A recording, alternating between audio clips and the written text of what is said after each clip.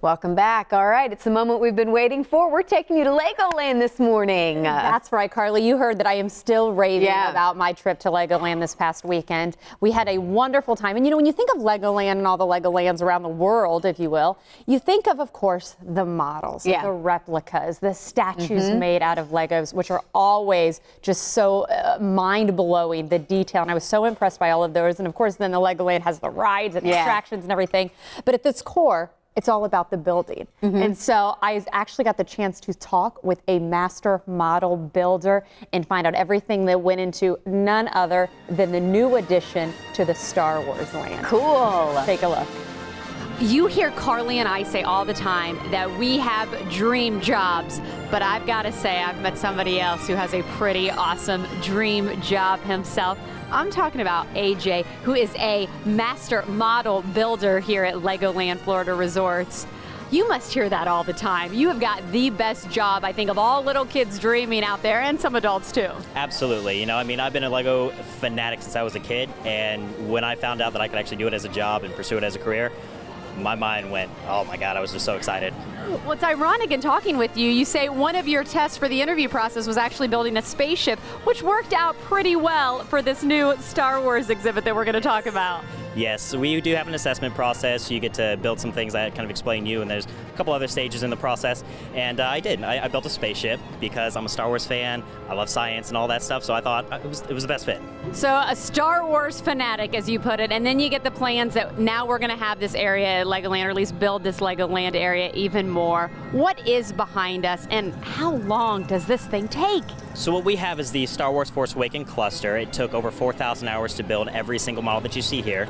The final Star Destroyer Finalizer, which is the largest model that you see here, 16 feet. That alone took over 1,800 hours just to build. How many people are involved in something like this?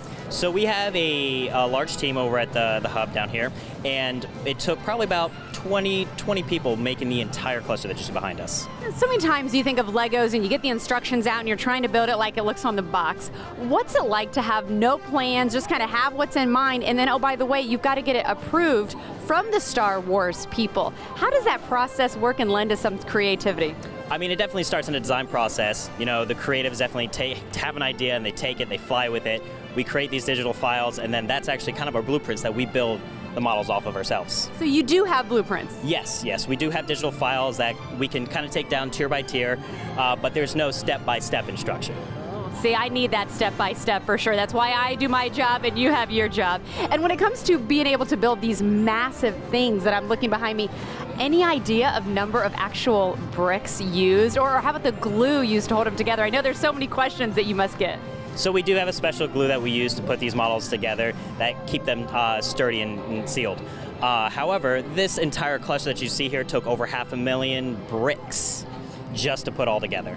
Do you use bricks that are already created, or are there any new bricks that are sometimes created to make things like this? So you'll see back here, every single brick that you see here is an individual Lego piece that we put in a specific spot. We do have special bricks in there to bring different aspects to really create the design that you see behind us. You touched on the glue, and as I was walking around this whole area checking it out, I'm thinking of the Florida weather. I'm thinking of sometimes the hurricanes, the rain, the water.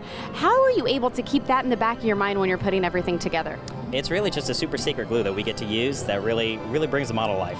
And I'm always big about advice and how to motivate people. What advice do you have out there for those kids who just love to build and think that they could do this as a dream job and one day work for Legoland, Florida? Just keep building. You know, I mean, Lego's all about the imagination, being able to create anything it is that you can possibly think of, and just keep doing it.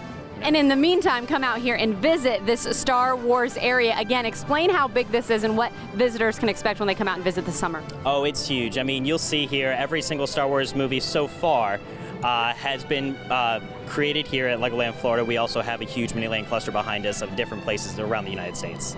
Good stuff. This is so cool. And even when you're here in person, to see it up close is just absolutely mesmerizing. AJ, thank you so much. Keep on building. We love what you do. And as always, for more information, just go to our website, tbmorningblend.com.